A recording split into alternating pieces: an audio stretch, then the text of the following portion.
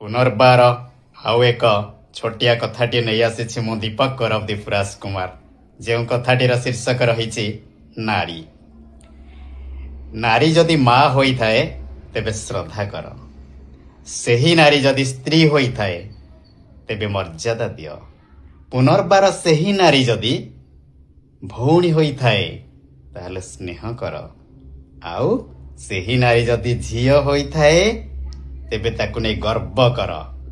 सेथिपाई त कुहा जाइछि नारी होउछि एकाधारारे जाया जननी भगिनी।